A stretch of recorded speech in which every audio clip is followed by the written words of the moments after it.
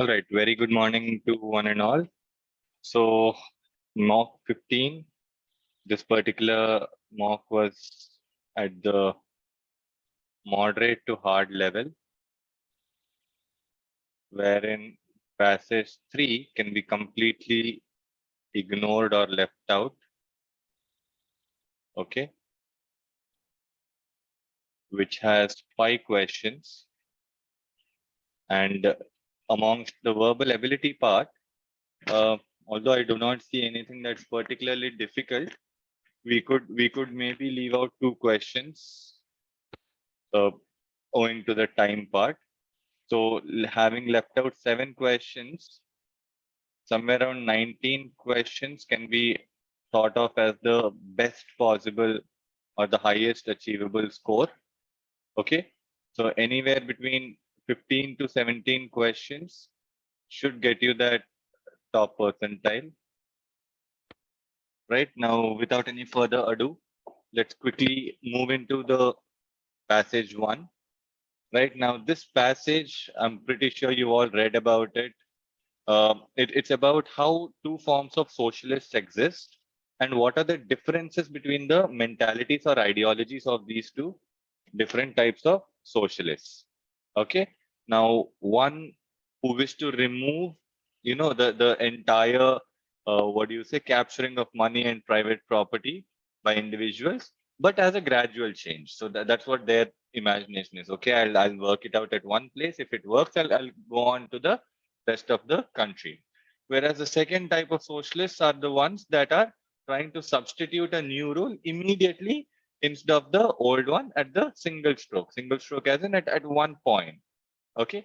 Now, nowhere in the entire passage has he actually told us, which form of socialism is better than the other. He has definitely told us that there are some particular marked advantages of the first gradual socialism, and that the second radical socialism is kind of disadvantaged or challenged or has more difficulties, but he's not clearly mentioned which is better and which is not. So if you look at this particular question, let me just remove my camera from here. Yeah. So the question says, according to the author, which of the following best states the difference between the 2 kinds of socialists? Now, we were just discussing about this, right? The first thing that I've told you about the different kind of socialists is that one believes in revolution, whereas the other believes in a gradual change. And this comes from our, what is this? One part of it is over here. Okay, who plans the new order society and which private, this part. Okay, and this is the other class who are more of a product and all that. But in the second part, they have told us, yes, about the difference over this place, right? So we get our answer as C from this part. Now moving to the next question, which one of the following statements best describes the philosophy of revolutionary socialism? Again, if you remember what is revolutionary socialism is wherein the socialist group wants to take over the entire resources, which comes from the paragraph 2, which part of it here. From this part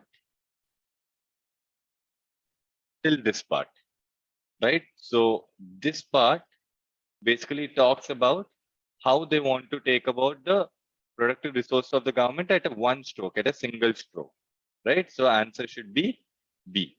Now, these questions, the first 3 questions of this passage were easy.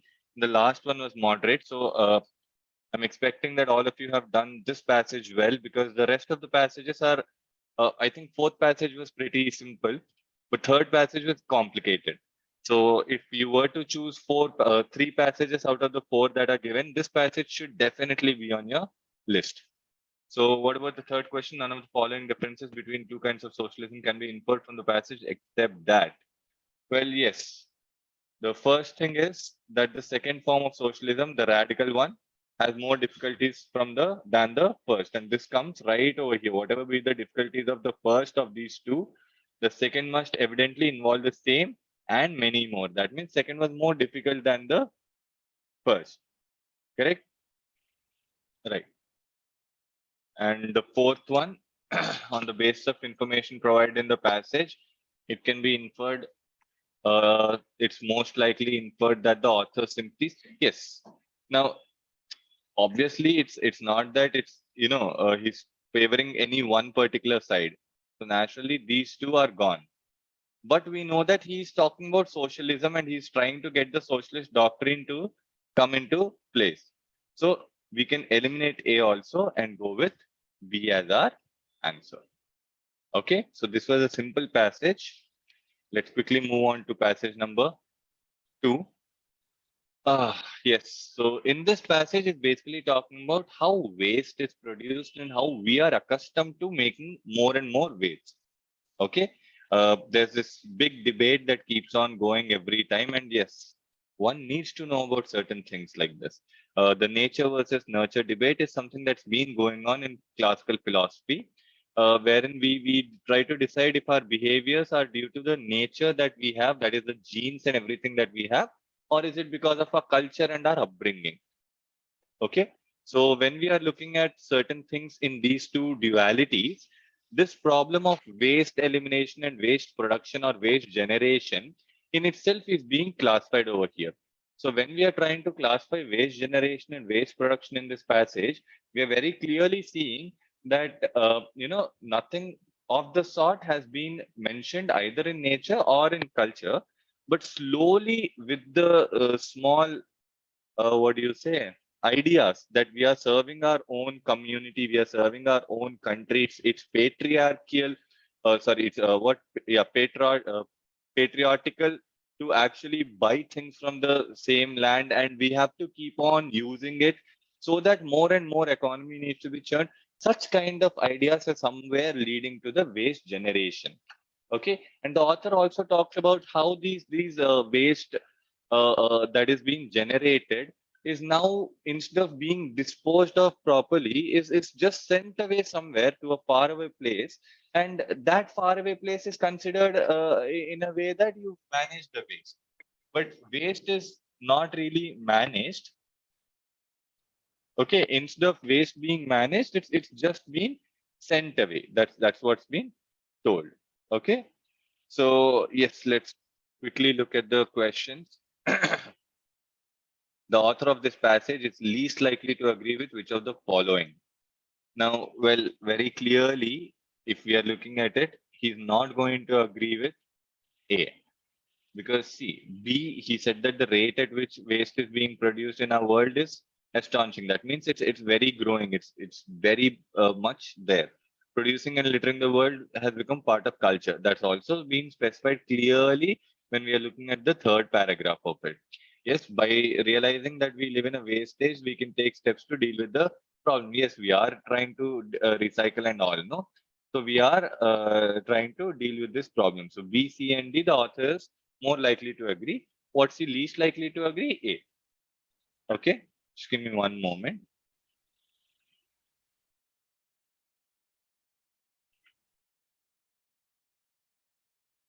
Okay, so the second question says, which of the following can be best inferred about cultural realism as mentioned in the first paragraph of the thing? So in the first paragraph, I think around the 6th line over here, he's talking about cultural realism. Okay. Now, the whole point of cultural realism in this part is that the waste has become a part of our culture. Okay. You can start reading it from here till this point. It basically exemplifies that waste production and management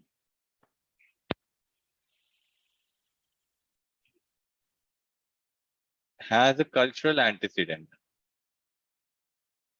Because in the passage, according to the main idea, is also mentioned that we are taught to, make waste. It's not there as a part of our nature in itself, but we are taught to make waste. So the most likely answer is going to be C. Now, this question says it's been dumped in and on the peripheries, consigned to the mythical place called away. Yeah, so again, this is a very, very simple answer. We get it from the second paragraph, second line. Okay, again, a specific detailed answer. So I think you can just read from this part to this part with a special focus on this part. Yes, and you will be able to realize that uh, this whole point about some place being away, what we can infer is that we are just throwing away the trash somewhere and assuming that it's gone, assuming that it disappeared. It's almost like you saying that I've done a great job just by putting my trash into the dustbin. The trash is still there, it's still outside. Okay, so the right answer is B for this. Now the last part, if we are looking at it, the author of the passage is least likely to agree with which of the following statement. Yes, A, B, and D. Sorry, actually A and B, the author is agreeing with. A actually comes from the last four lines of the passage. Okay. And B, I think it comes from the some negative factors were disguised as natural happening. Yes. This is coming from the last but last para, where is it? Second line, yes. Okay. So this comes from this part.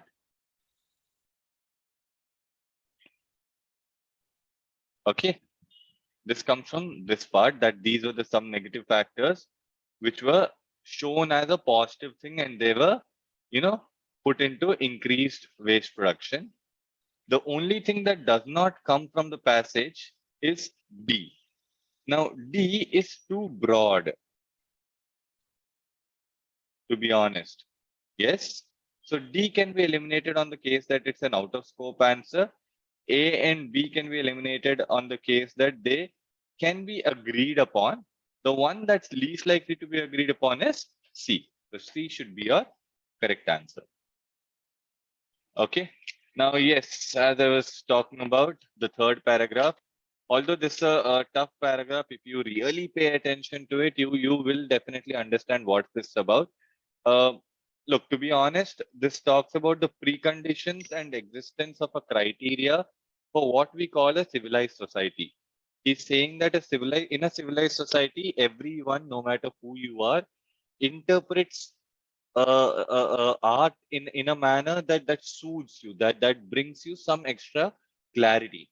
Okay, he talks about how uh, we can use the same name for two very different arts. Like over here he's talked about Madonna and Madonna, right? Madonna is a singer, whereas Madonna is just a statue of a deity. To be very honest, a Virgin Mary statue is called a Madonna. Okay. Now, I was just discussing with other people also. Unless you know that information, it's very hard for you to decipher a few questions in this.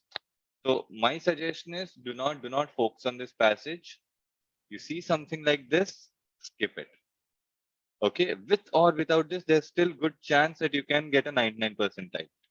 Ideally, to get a 99 percentile with 100% accuracy, if I'm assuming you're having a 100% accuracy, you can leave up to 8 questions. Okay, and if I'm assuming a 90% accuracy, you can leave up to a 5 question. Now, if we keep this in mind, we can definitely leave this passage and still get a 100% accuracy, where we can leave 3 more questions in our entire paper. Okay. All right. Anyways, having said that, let's just go ahead and try to understand this passage a little. See, basically what this guy is telling is that there's some kind of uh, an intertwined expression between art and culture, and we need to be involved in understanding of art. Okay, especially historical art is like an adventure which talks to us about everything that's happened within our own lineage. Okay, am I clear? Are you guys able to understand it? So he's just trying to explore the cultural complexity of art. Yes.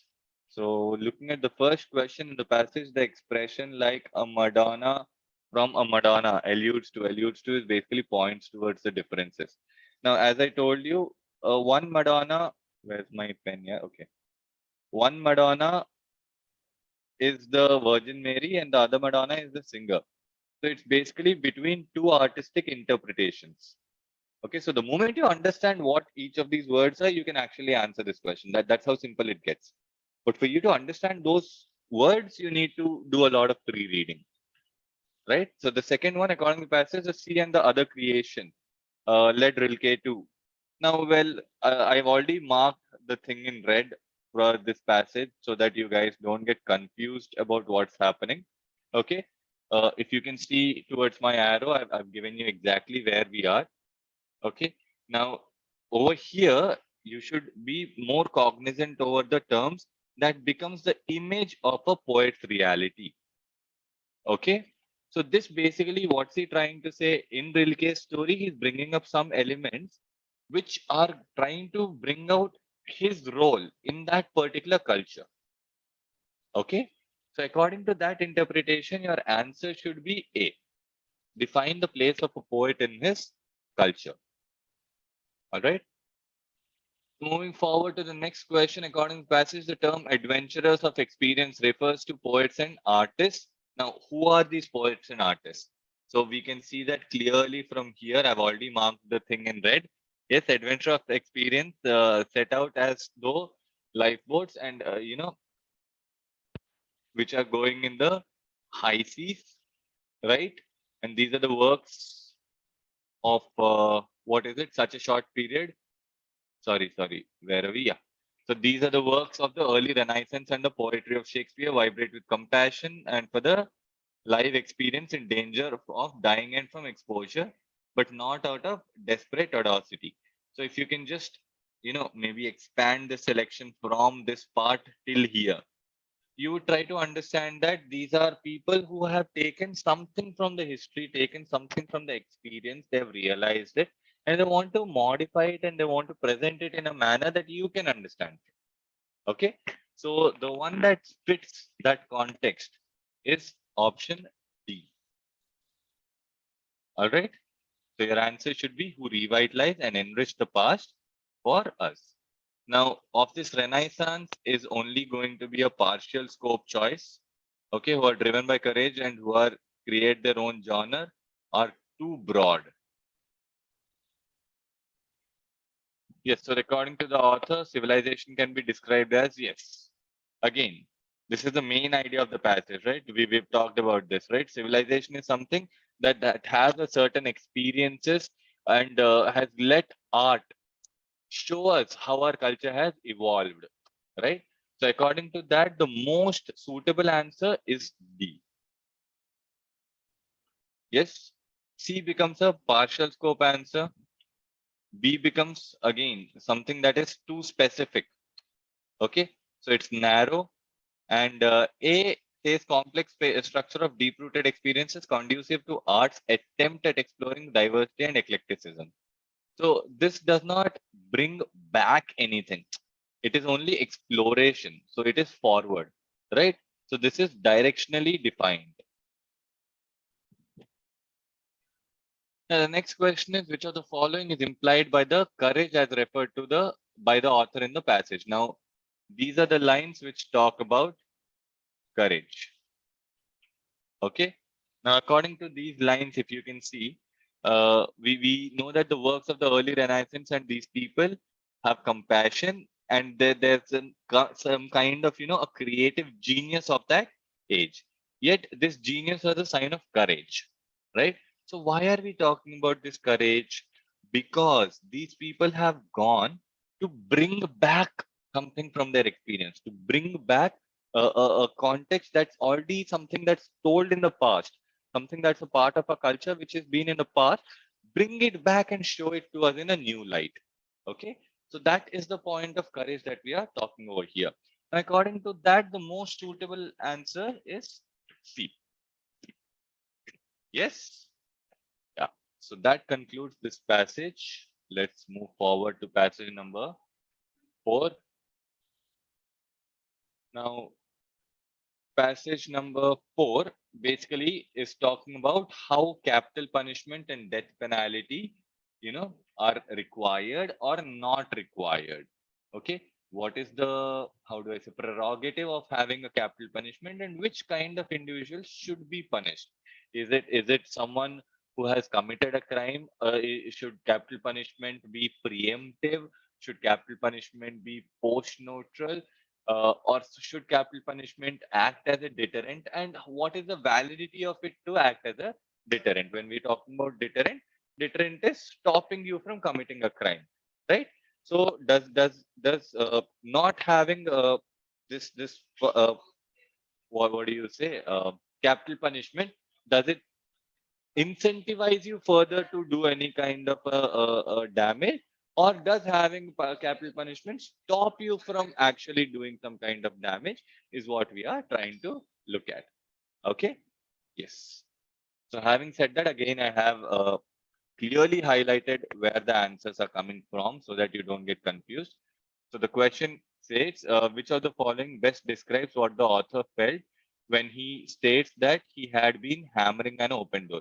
Now, see, hammering an open door is an idiom for you to be making a point again and again when someone has already understood that point. So something is already done, but you're still stuck on the same thing. Okay. So that is hammering an open door. And according to the answers, the one that most likely suits is C, that the issue under consideration had already been resolved. But you haven't realized it and you're still going on, maybe putting some kind of a pressure onto that issue. Second one is, which of the following can be best inferred from the from the statement? It did not specially matter if they had or had not taken the right life. Now, again, this is a little heavy statement. I've already mentioned in the passage where you can see that. Okay. Now, see, the whole point where we are looking at it is we're not seeing if we have killed the right person or not. Instead, we are looking at what death penalty in principle signifies to us. Okay. According to this, it's an inference based question and not a specific detailed question, right? So the inference is that, having death penalty is going to prohibit us from making, such kind of such kind of, what do you say, crimes. In a simple manner, having death penalty is going to ensure that we do not continue to commit such kind of crimes. Okay. So what are we doing? In its essence, we are trying to uh, look at a particular crime, and we are trying to show that this crime is so terrible that you are being given a death penalty. Okay. Which ideally comes out from D option. Yeah, the next question is, on the basis of information given in the passage, can be inferred that the author is most likely to agree with which of the following statements. Now, see, the author has been a proponent who has constantly said only one thing. If I have some kind of a death penalty, then it's going to act as a deterrent. But death penalty should have some kind of a benefit. Okay, sorry, doing away with death penalty or taking off death penalty should have some kind of a benefit.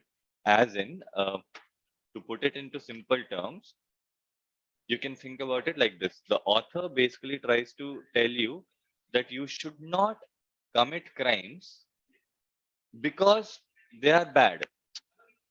Okay, instead, you should not stop committing crimes just because there is a death penalty over there, right? So, having seen that part of the information, the right answer will be B. Okay. Next one. But if one is to lay stress on such cases, then one is morally obliged to consider the approximate equivalence. Now, which of the following is the author trying to analyze when he states this? Now, very clearly, if you look at it, I've already mentioned where you are getting this part from. Okay. So, he's trying to make you feel and make you understand basically how would it be if it comes to your case. Okay, are you getting it? So what kind of crimes deserve death penalty and which crimes deserve an approximate equivalent of death penalty is the question when he's trying to say this. Yes, so this comes very clearly from option C. Yes, so let's go to the last question. In the context of the passage, which of the following would justify continuing with death penalty? Okay, if you want to continue with death penalty, then what is the thing? The thing is, no one who does not deserve a death penalty, someone who has done such a heinous crime that he is getting a death penalty, that's a different issue. But someone who has not done something that's so terrible for him to receive death penalty, you should not give him a death penalty. Okay, that's the whole meaning. So according to that, again, option C will be the most suitable. No innocent person shall be convicted. Those convicted being certain to engage in more heinous crimes shall be awarded the penalty. Okay. So I hope all these four passages are clear to you. Let's start off with the verbal ability section of it. Yes. Just give me one moment, guys. I'll drink some water and come. All right. So let's continue with the verbal ability section of this paper. Now, the first one that we see is a para summary, right? So, what's our approach? The A, B, and C. What's this hidden secret? Is there nothing in life other than what is visible to our eyes from the point of view of common understanding or the generality of mankind? Life seems to be only what seen by the eyes, heard by the ears, or sensed by some way or the other by the organs of this psychophysical composition. But the man is superior, they say, to the animal in a special and significant endowment with which he is blessed by providence, nature, or whatever we may call it. That endowment being the capacity to study and implied in the experiences through which he passes, rather than merely be satisfied with the experiences only. Okay, amazing. So basically, what's he trying to say? He's trying to say that there's some difference, between animals and humans. Yes, what's the difference? Animals experience stimuli, whereas humans experience and interpret stimuli, right? So, which option gives us this thing? Uh,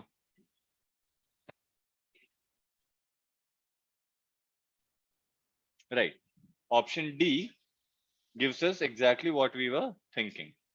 Now, when you look at A, humans are also animals and share experiences.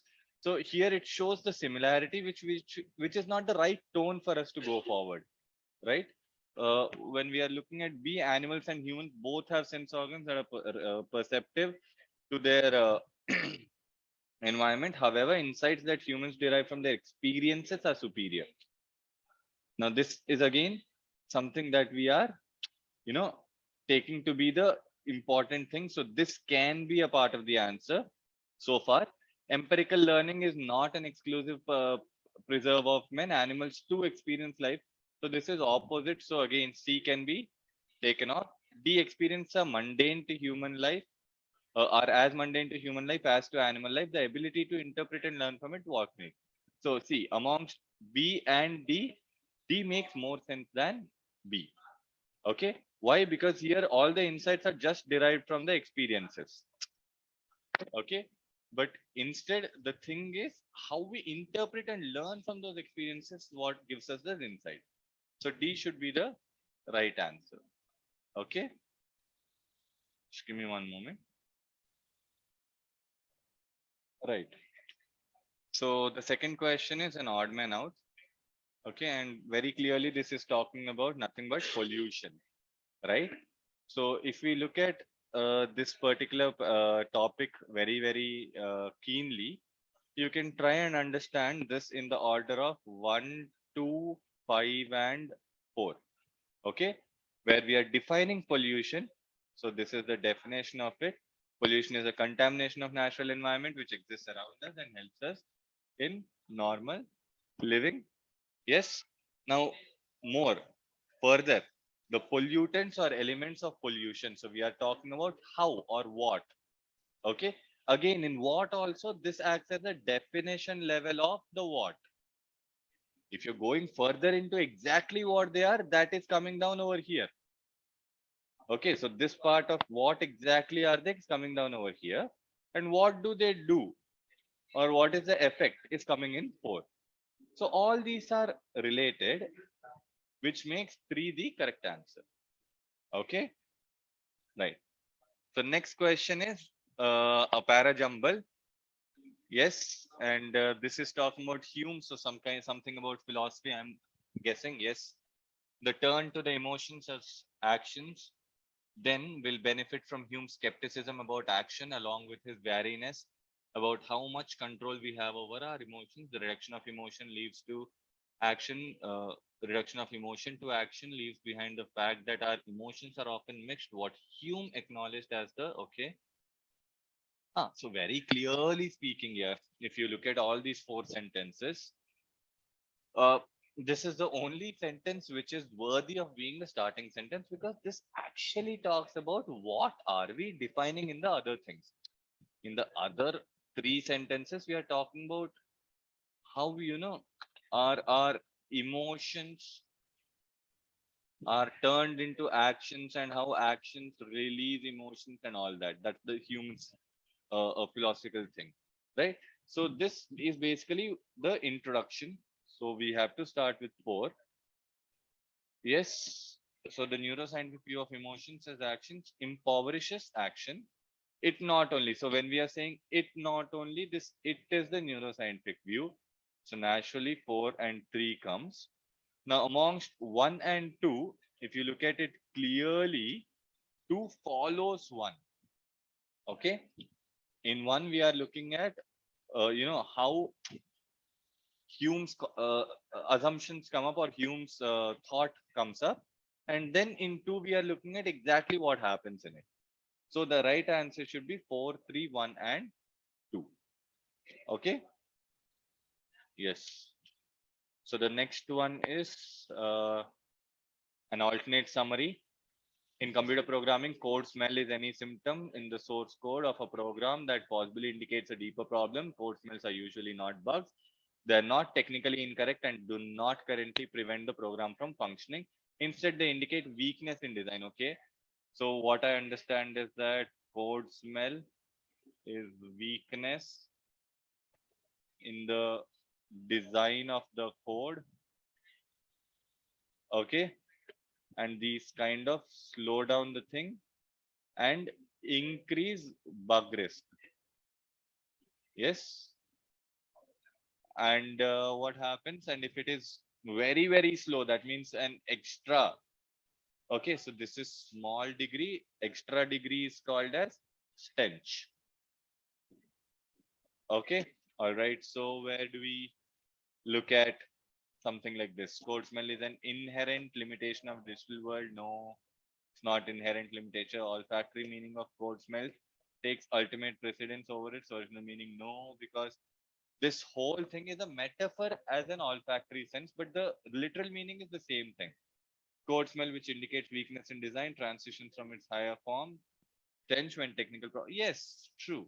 So the right answer is C. Okay, because D does not talk about stench at all. Right. So the right answer will be C. Next, the four sentences. So this is a para jumble. And again, we are talking about psychologists. So Ed Diner. Yeah, okay. So this is going to be something funny and interesting.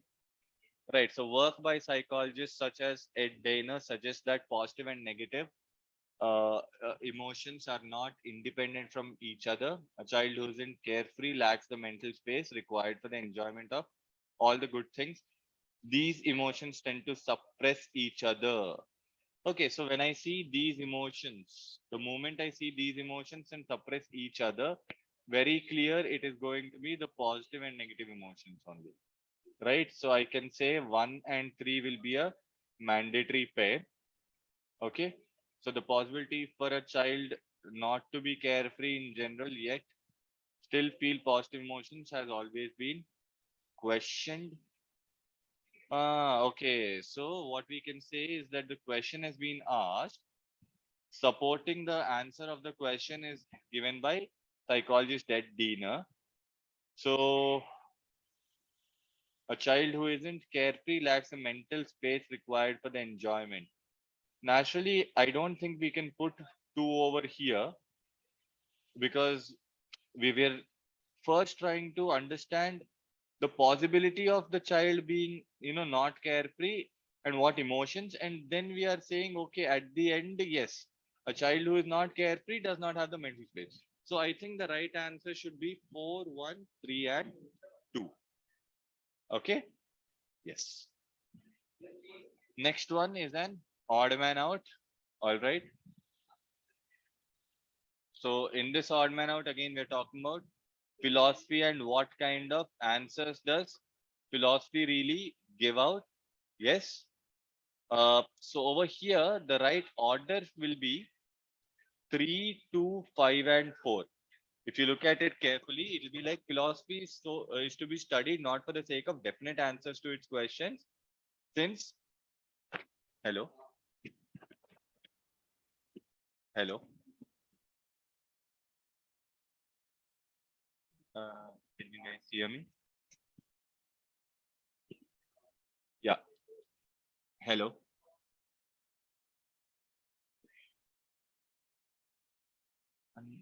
hello, hello. Okay, something happened. Hello, hello.